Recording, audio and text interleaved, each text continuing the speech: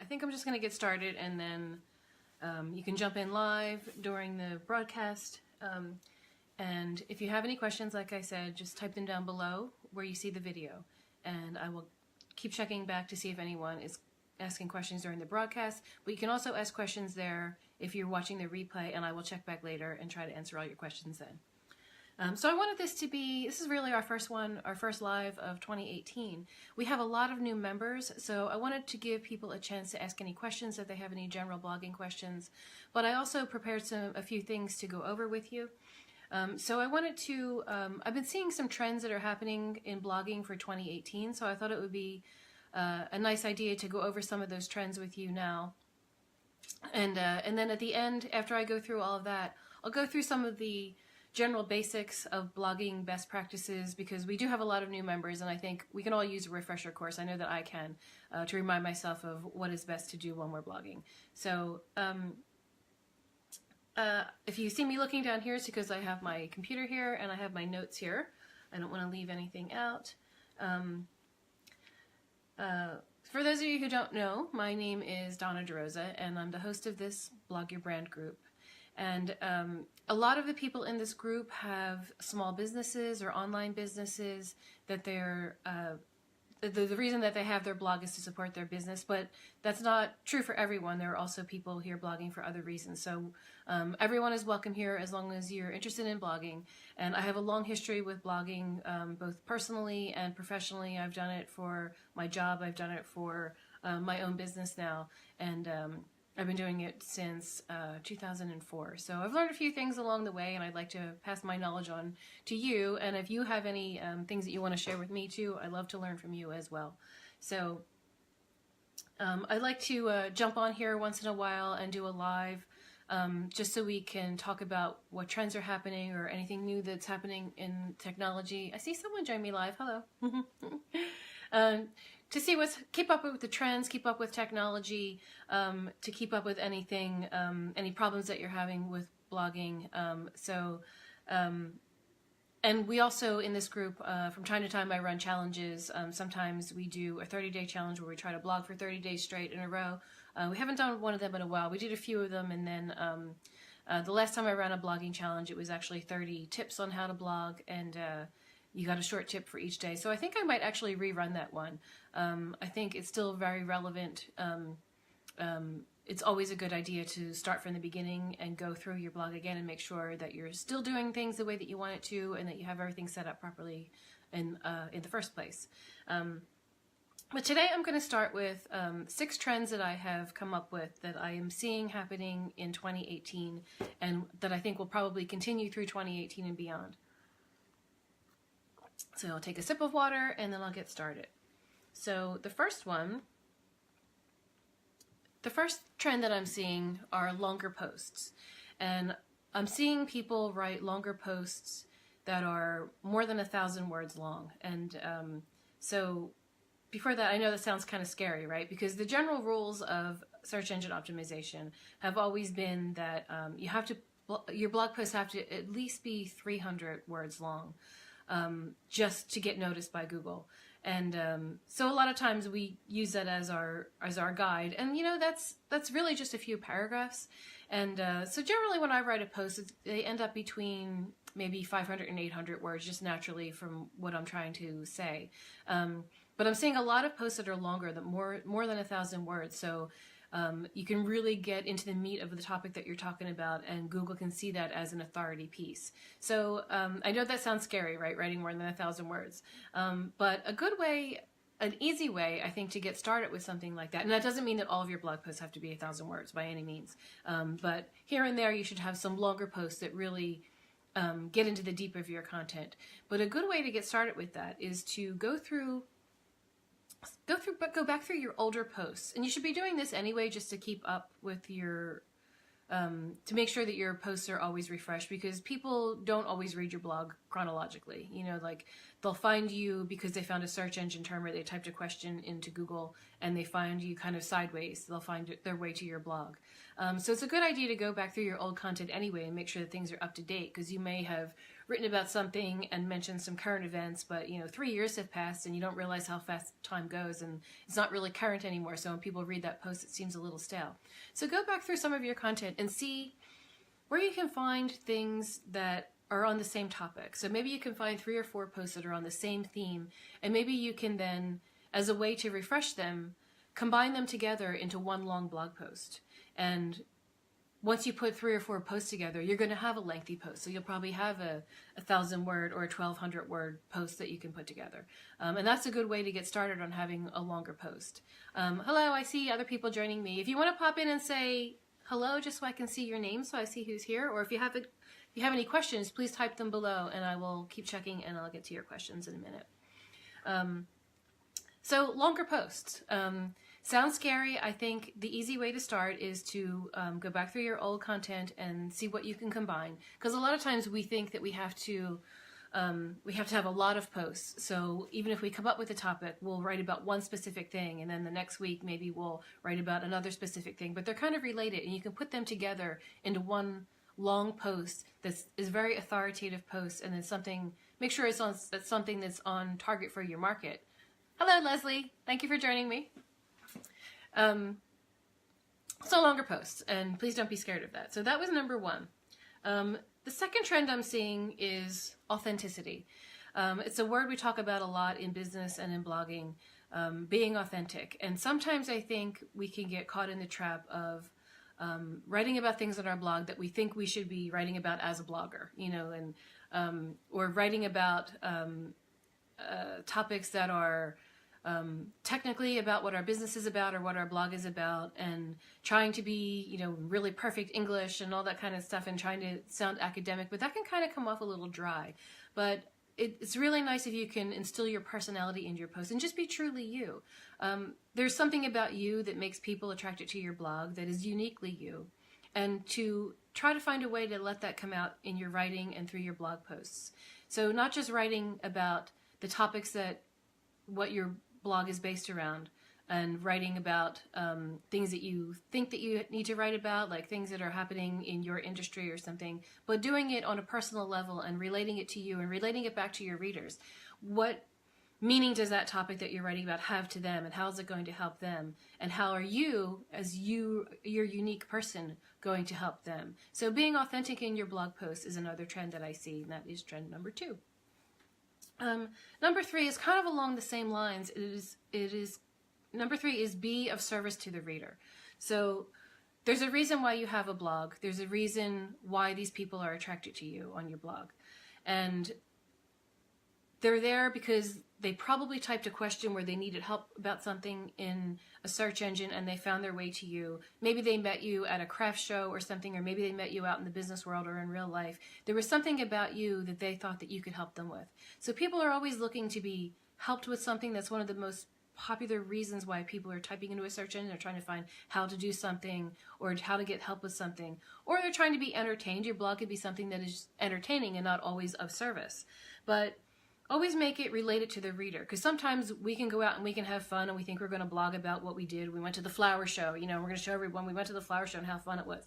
But how does that really relate to them? So it's great if it can. So maybe I have a lot of crafters who are in this group and who sell handmade products. So maybe going to the flower show is completely relevant to what you're writing about.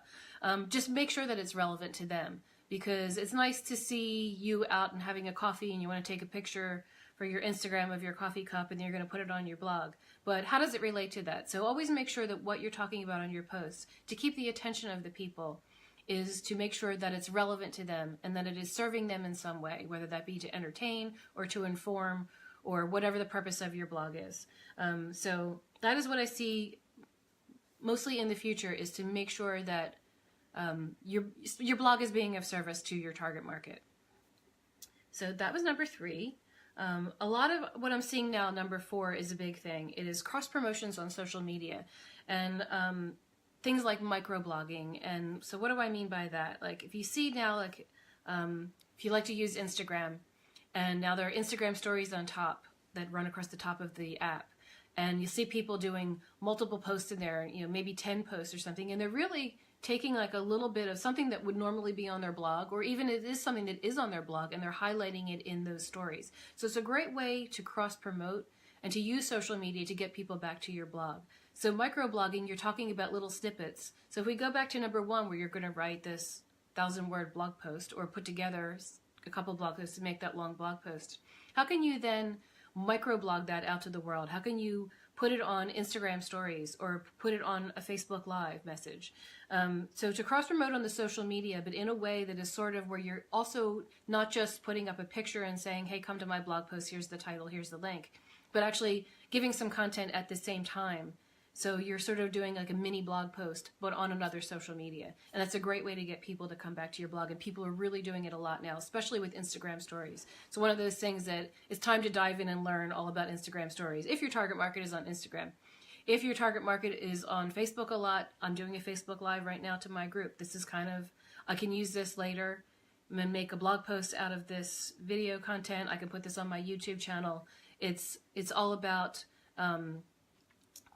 like I talk a lot about blogging, and I write a lot about blogging, so I can take this little mini Facebook Live and turn that into a larger piece of content. Which brings me to number 5, which is a big trend, and it is video, video, video. People want to see you, they want to hear you, they want to get to know you. I mean, you can really connect with people on a personal level when you're on video, like we are right now. To where if I write a blog post, you may read it, you may scan it. Sometimes even an email that you send out, like if you send out an email newsletter, sometimes people can read what you're saying in the wrong way. You write it a certain way and you intend it with a certain tone, but whatever they are feeling in the moment that they're reading it, they may be interpreting your tone differently. But if they see you and they hear you on video, there's less of a chance of them misinterpreting what you're trying to say. And it just seems so much more personal. I mean, I can stare right into the camera right now and I'm talking right to you. And it can feel like I'm talking directly to you. And a lot of times, you can talk back to me. So like I said, if you have questions, you can write them in the comment box here and I will answer them live on this video. I think video is a trend that's not going to go away. And it seems really scary because it took me a long time myself to put myself on video, and the first time I did, I would face the camera away from me and I would show something and you could hear me talking and you might see my hand or something in a video. It took me a long time to turn it around and face it to myself. But really, no one's judging you on how you look on video. They really want to know what you're helping them with. They want to know what the content is. They don't care that my hair's all staticky today, or that it's flat, or or that my nose looks big or something like that. They're all the things that we put on ourselves when we go live on video, but nobody else is looking at you that way. They really are there for your content, and it's a great way to draw in an audience on a really personal level, and it's a great way to be authentic. So all of these tips, all these trends are sort of blending together. So the last one, I had 6. The last one is that all of this requires some kind of planning on your part. So number 6 is to have a strategy. So what goals do you have out of blogging? Like, what do you want your blog to do for you? Does it support a business, or is it to show off your writing skills, or are you a photographer and you want to post your work online? You're trying to attract people to you because you have services, or you want to give online classes, or you're trying to attract people to your blog because you want to sell them your products. There are all kinds of reasons why people blog. So make sure that you have a strategy and that you have a plan, and that you give yourself short-term goals, like in the next 3 months, I'm going to write a blog post every week, and I'm going to do 2 Facebook Lives or something like that. Or within the next month, I'm going to learn how to use Instagram stories, and I'm going to write 3 blog posts, or I'm going to write 1 blog post that is really meaty and is 1,200 words long. So give yourself short-term goals, but then also think about the long-term plan for your goal. So what is the ultimate end goal? Is it to bring in business for you? Is it because you want to become an influencer in your space and you want to learn how to make money off of your blog by doing sponsorships or creating content that can be that can allow you to attract enough of an audience where you can sell things? Excuse me, taking a sip of water. So really think about a strategy and start laying it out. And I have a whole other video that I made about how to create and maintain an editorial calendar. And excuse me. It's all about putting yourself on a consistent schedule, because people who do find your blog, if they like you and if you want them to stick around, they're going to want to know that they can count on seeing you often, and that you're not going to pop on like in 6 months, or maybe you'll pop on next week and then maybe not for another 3 months. They really want to know that you're going to be there. To put yourself on a schedule with an editorial calendar, even if it's just to say once a week I'm going to blog and it's going to be on this topic. So have a strategy, have a short-term strategy, have a long-term strategy. If you're blogging for a reason. What is that reason? Make sure that you're clear on that reason. Make sure you're clear on who the audience is that you're trying to attract. And then make sure that you are that you're strategizing on ways to bring those two things together, your message and who's receiving it and what the intent of it is.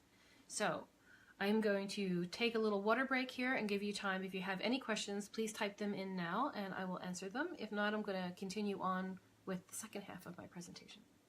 Thank you for the thumbs up. That's very encouraging. And if you're new to the group, I would like to just say welcome, because we have a lot of people in the group, and I think it's a really fun place. And every week I post a graphic with the week's dates, and anything that you post on your blog, you can post in the group, and everyone else who blogged that week can post in the group. And then we read each other's posts, and we comment on them, and we share them, and we give support to each other. And it's a great way to look at other people's blog posts too. And see what they're doing, and you can learn from them, and you might get inspired by them of a certain way they do something, or a certain way that they format their photos, or, you know, there's all kinds of ways to get inspired by each other. And I want this to be a place where we can share with each other, and feel free to, you know, to support each other and to ask for help when you need it. I think it's very important. In the blogging world, you can get kind of feel like you're alone sometimes. You know, you're writing and you're wondering if anyone is even seeing it out there. And we have all kinds of tips and strategies to get people looking at your blog and getting you to be the best at it, so that you can feel comfortable with it and become more and more authentic as you get more and more comfortable. So I don't see any questions, so I'm going to just do a basic refresh for anyone who is a beginner in the group of some of the best practices of how you can make your blog the best it can be. So the first one is formatting. When you write a blog post, you want to make sure, a lot of people, they when they read something, they just kind of scan content, and as sad as that is, we pour our heart and souls into our blog posts, and then most people just sort of like skim it, you know, when they read it. So to break your content up into short paragraphs, because it looks more digestible that way, to use some subheadings in there, because a lot of times people will just read the subheadings and see if they come to a topic that interests them. Like, they might like the overall title of your post, but then as they're scanning it, they'll be like, oh, I want to read this section. So to break up, just visually make it appealing to the person and make it look like it's easy to read. So you can use bullet points, or you can use numbers. It's, you know, people love to read numbered lists. So if you have, you know, the top 10 reasons that I blah, blah, blah, you know, I like to use lavender in my soap making or something like that. People know what they're getting into with a title like that. So they see that there are going to be 10 things, and they're going to read an article with just 10 things. You know, if they get to your article and there's 147 reasons why they should use lavender, they're going to be a little off-put, you know. So make sure that your titles and the formatting of your article make it enticing for people to want to read, and make it not look like it's going to be this big task. So that's number one, is formatting. Number two is scheduling, which we talked about a little in the last a few minutes ago, is to put yourself on a consistent publishing schedule, because it's easier for you to know when you're going to blog. Like, I personally blog every late Sunday night, so that people have the new blog posts on Monday morning when they check their email, and I send out my newsletter at the same time. So if you blog more than once a week, make sure that people know what days that's going to be. If you only blog once a month, make sure, again, they know when it's going to come. Because if people like you, and if you want them to stick around, you want to be consistent, so they can count on you, and they know that you're going to be there when they expect you to, and to also not overload them. So if you decide you're going to blog every Thursday or something like that, don't be popping in on Monday and Tuesday and having them all over the place, where they're just like, you know, I signed up for this because I thought it was going to be once a week, and now all of a sudden you're hitting me every day with something. You know, you don't want to overwhelm them either. So just pick a consistent schedule and let people know what that is, and then maintain it. Another thing is to learn SEO strategies, because most people aren't going to come to your blog by finding the homepage of your blog. They're probably going to find you in a search engine because they needed help with something. So they're going to type into a search engine, how do I do such and such? And if your blog post is formatted correctly and is authoritative and long and uses the right keywords, chances are Google is going to give them you as one of the answers to their problem. That's how people are going to find you. So they're going to kind of come in through the side door of your blog. They're not always going to hit your homepage, and most people may not ever go to your homepage. They may come in through a side door to a specific blog post, and if they like you, they may look around on your blog. But if they get their answer, sometimes they just get their answer and they leave. Learn the SEO practices so that they do find you in the first place, because it's your best chance of getting content, of getting people to see your content. Learning about keywords. There's a website called Yoast. It's yoast.com. I'll put a link to it below when I'm done with this video. And they have a plugin for WordPress that helps you organize your keywords, and it kind of gives you a rating on how your SEO is for each individual post. And you don't have to use the plugin if you don't want. But if you do go to their website, they have loads of information on search engine optimization. It's a really great resource for anything about search engines.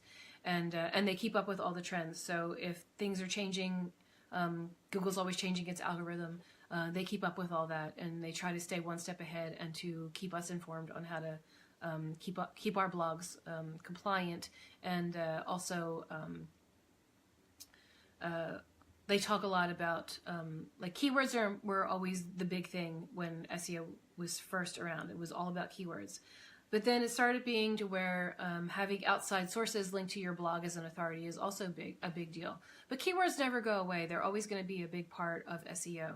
So learning about long tail keywords, which means really a phrase instead of just a word. Because most people, if they want help on something, they're not going to type one word into Google. They're going to type in a question or a whole phrase of something that they want to learn. So if that phrase is on your website, they're more likely to find you. So to come up with keyword phrases for your posts and really build your posts around that, and learn the tricks and all the tactics of search engine optimization. Another thing is to have a clear call of action on your website, and not just on your homepage or in your footer or something like that. To have it on every single blog post, because like I said, most people are going to find you through that side door. They're going to type something into search and they're going to land on you. They're not going to know who you are. They're just going to find your blog post. And if it's really helpful, you're going to want to have on that page a way for them to keep in touch with you. So whether your call to action is for them to sign up for your email list so they get your newsletter, or if you're trying to sell them products, you can have some of your products on there, or you can weave that into whatever you're writing about, put links with the content, or whatever you're trying to get them to do. If you're trying to get them to sign up for your challenge, or if you want them to take your course, or if you just want them to come back and read again, have one clear call to action on that page, and make sure that it's on every single one of your blog posts. And don't put more than one on one page. You can have multiple. You can have the one call of action multiple times on that page. So you might have it on your sidebar. You might write about it in your blog post. You might have a box on there where people can sign up, or a pop-up that comes in. But don't have more than one call to action. If you know what I'm saying. So one call of action multiple times is great. Multiple calls of action is not good. But you can also do different ones on different pages, so you don't always have to have the same one. But think about, again, what is the purpose of your blog? What is the strategy? What is the end game for your blog? Because you really should be trying to build an email list. Good info. Thank you, Kelly. Thank you for joining me.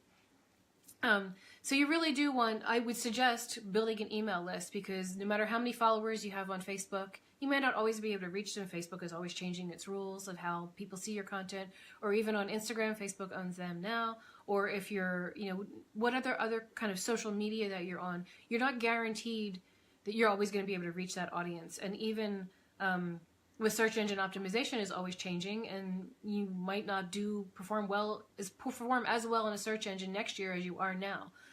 So if you get people to sign up for your email list, they're telling you that they want to hear from you.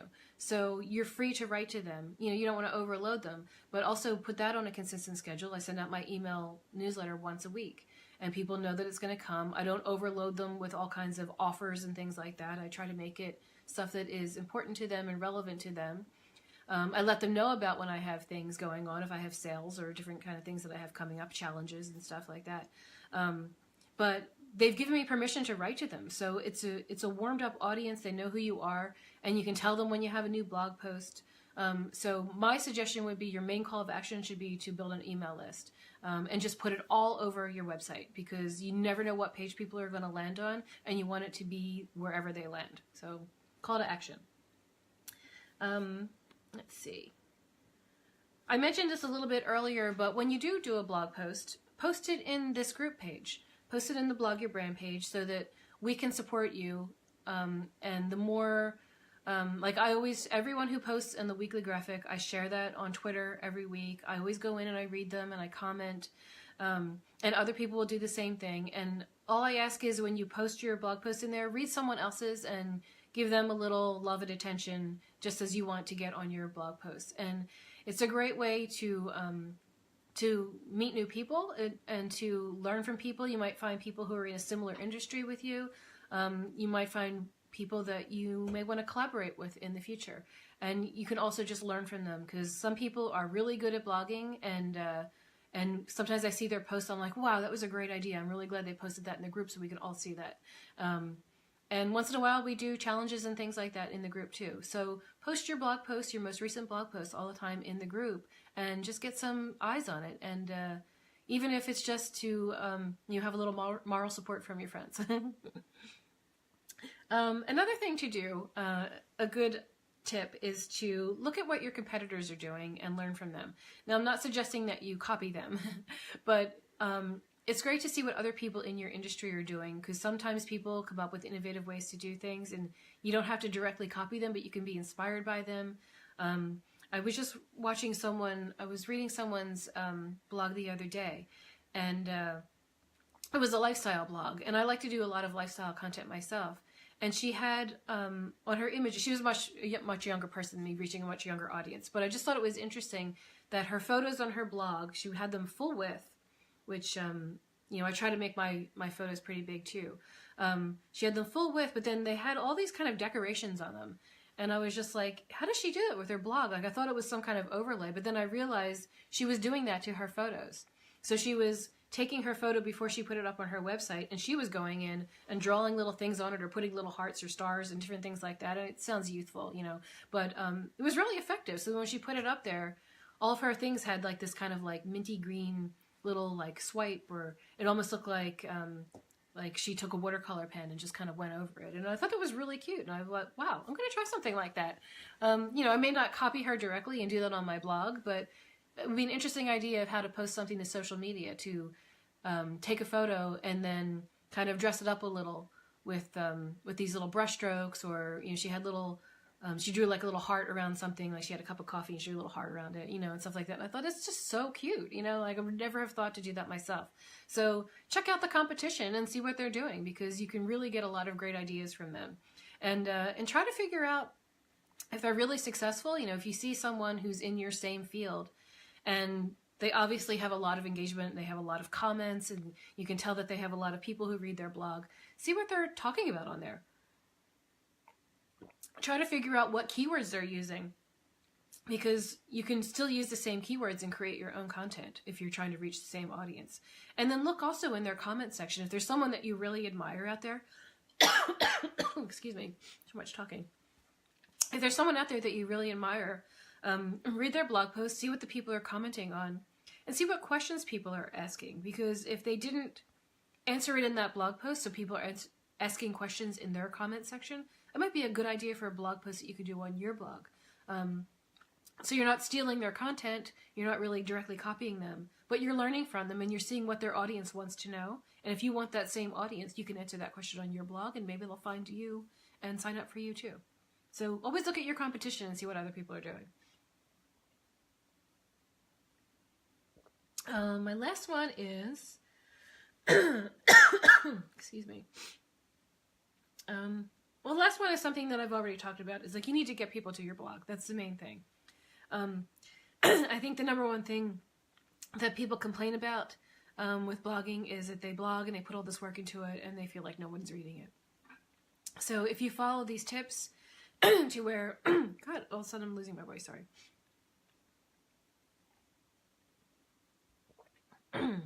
So if you learn the basics of SEO, if you learn to format your posts correctly, if you know what your target audience wants, if you have a clear plan of what you're trying to offer them, chances are you're going to grow your blog faster that way by doing everything that you can to interact with these people. Because really, when people are looking, what they're looking for is help with something.